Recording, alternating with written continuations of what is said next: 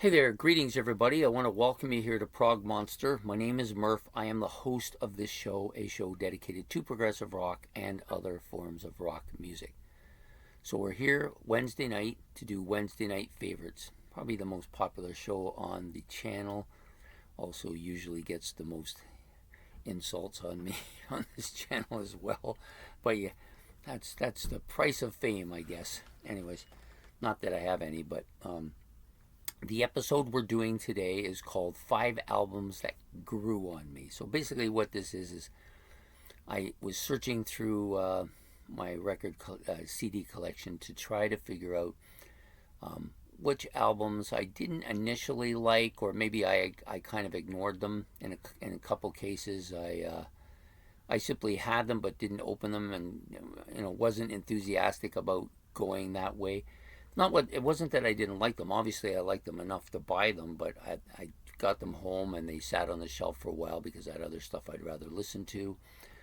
So for a lot of these albums, there was a lengthy period before I started listening to them, and then I listened to them, and in the case of some of them, I didn't necessarily like them, or I just thought they were weaker, they weren't as good as I thought they were, and then for some reason they all took off at different times, of course, but eventually I grew to like them all, so they grew on me is what we're getting at. So I've selected 5 for today, although I've had about 15 or 16, so in all likelihood I'll do a couple more of these videos, but we'll do this one for 5 today. The first album, it's not a surprise. I've talked about this album before, and I've talked about this circumstance before. So the first album on the list is Boston's debut album, which came out back in '76, coincidentally the same year as Kiss's Destroyer. And I had asked for Kiss's Destroyer for Christmas, and I saw this wrapped gift under the tree, and it was definitely an album, and I was so excited because I thought, oh, they got me the Kiss album, I can't believe it. And when I opened it, this is what was in it. It was still wrapped, of course, with the sticker and everything on it, and I was really mad, but I couldn't really show it. My dad wasn't really tolerant of that kind of behavior, so I didn't show anything. I just took the gift, I put it in the closet, in a box at the back of the closet, and I didn't open it. And it wasn't actually until a few years later, I think in '78, when I started, late '78, early '79, when I had begun to move away from Kiss as the dominant band in my life. In fact, in many cases, it was the only band. A little bit of BTO, a little bit of other stuff, but nothing really serious. I started to move away, and then I started listening to some other bands, and then when I was unwrapping my stuff in my closet one day, I found this album. I said, oh, yeah, I forgot all about this. And so I opened it and started listening to it. Initially, I liked, of course, More Than a Feeling. Most people do initially. It's the big hit. But the rest of it didn't really appeal to me. I found it too polished. Songs weren't really catchy for me at that time. But after playing it for a while, and I tend to be this way, so if people I know some people get annoyed. He said, how could you not like that right away? Well, that's just the way I'm built. Sorry. I'm not built the way everybody's built. That's the way I'm built. Some albums take longer for me. Some are instant, but this wasn't one of them. And I think it's because it was more polished. But I grew to love this album, and there isn't a bad track on this album. In fact, there's, I would say, a lot of really great songs on this album, and that's why this album sold 17 million copies, because it's a fantastic album. So this was one of the first albums that featured the title of this video, which is 5 albums that grew on me. This will be one of the first ones like that, and a great one. So Boston's debut album definitely qualifies. The next one is from a band who, from that same period, I started listening to, and I had some of their other albums, but I didn't have this one. And then my friend got it, and I heard it a little bit, but I wasn't really enthusiastic about it because they didn't have the members that were on the 2 albums that I owned. There was one of the members who I liked quite a bit. He's probably was my favorite at the time, but he wasn't on this album, so again, I was a little bit closed-minded to it, and I played it, and there was a couple tracks on here. We're talking about Styx's Equinox, or Equinix if you prefer it that way. I like the album cover. I thought the album cover was cool, but when it didn't have Tommy Shaw on it, I just wasn't interested in really listening to it. And, of course, Sweet Madam Blue and Lorelei I knew, and I liked both of those tracks. And you would think I liked both of them, so it would be an automatic to go and listen to the rest. But it wasn't. It took a long time. Eventually, I started listening to it when I burned out all the other Styx stuff, and lo and behold, I liked it. And now I absolutely love it. It's become so strong for me now that it's moved up to my second favorite Styx album, probably, or pretty close to the top of the heap. This album is fantastic. It's just loaded with great stuff on here, other than Lorelei and Sweet Madam Blue. I also like Born for Adventure. I think that's an underrated Styx song, one of their best to me. Midnight Ride, really great track. Light Up, which is a staple for them, definitely a killer track.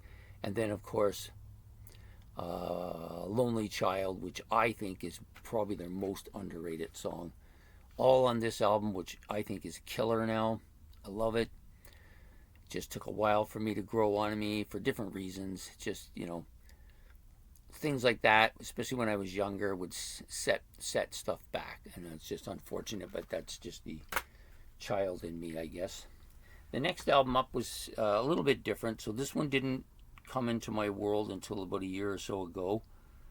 And initially, I found it complex. And nothing really stood out for me at first. So we're talking about Nectar's Journey to the Center of the Eye. Yeah, the album covers kind of reminds me of Walking Dead a bit, but not really, but it does kind of remind me of, not the album itself, but the cover does. But I didn't really get into this album right off the bat. It took a bit of time.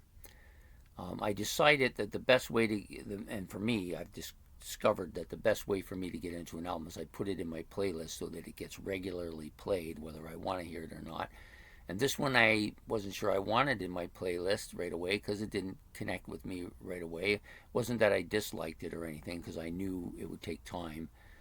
But I had other albums I wanted to. But I put this one in the playlist, and within a short period, I noticed that it was still in there, and it's 5-6 months going by, and it's still in there. And then I'd be playing it in the background while I was doing stuff, and then I just found myself really getting into it. And then I actually fell in love with this album. I think it might end up being my favorite of their albums, although I didn't think that would be possible. I thought Tab in the Ocean was going to stay there, but I really do like this quite a bit. It's a strong, heavy. These guys are heavier than you come to think of from progressive rock bands. This album is one of those, and it has like a fair number of tracks, all of them really good.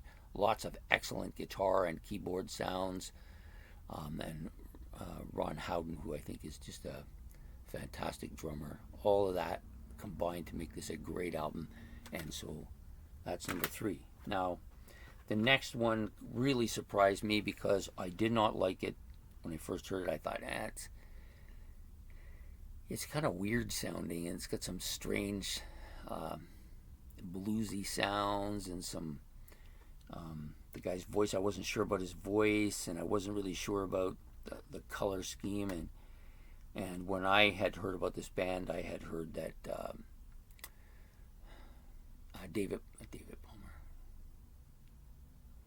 Carl Palmer was in this band, and I thought, well, he's not on this album, so I was a little disappointed in that. But this album just has become one of my favorite albums. One of my favorite albums that I didn't like initially. In the Hearing Of by Atomic Rooster. This is a killer album. There's some really good keyboards here, excellent guitar. The song structures are nice. They're catchy. The guy's voice is fantastic. I think he's one of the more underrated singers here. It has the song Black Snake, which I think is such an underrated song. It's a killer song, man. This whole album is just one great track after another, and I had to take it off the playlist because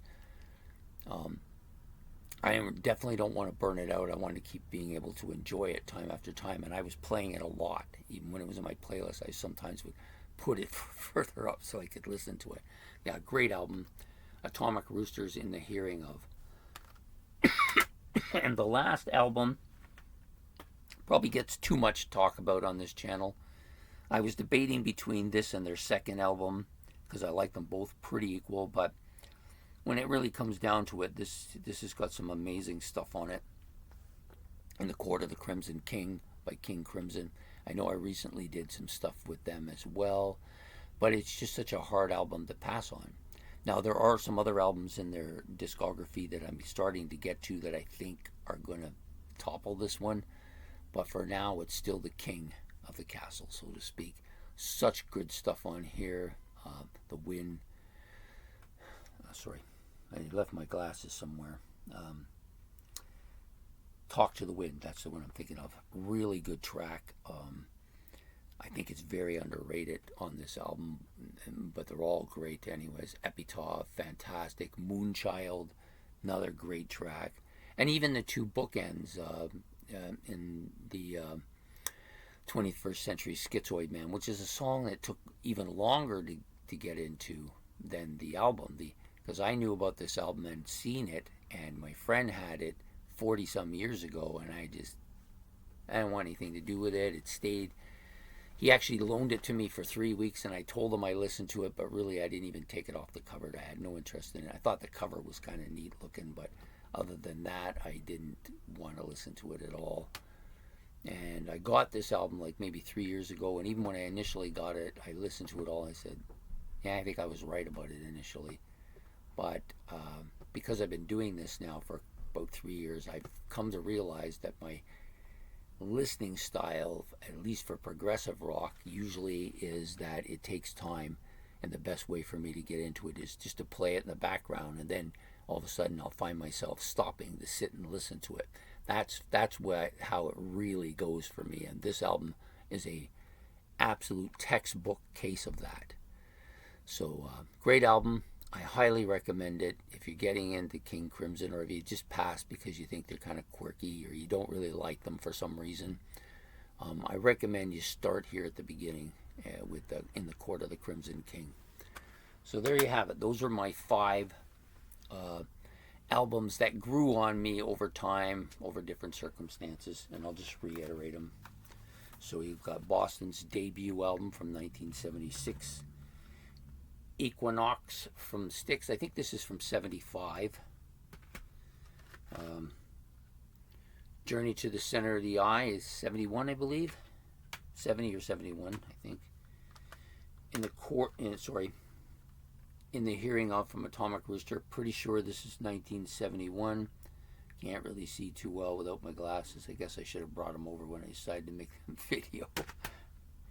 And In the Court of the Crimson King from 1969 by King Crimson. So those are the 5 albums that grew on me over time. I'm likely going to do more of these, but for now we'll start with the first one. So I hope you've enjoyed this. If you have, please hit the like and subscribe. If you got any comments about these 5 albums, you can leave them in the comment section below, and don't forget to hit the notification bell, and we'll be back to see you next week. Take care.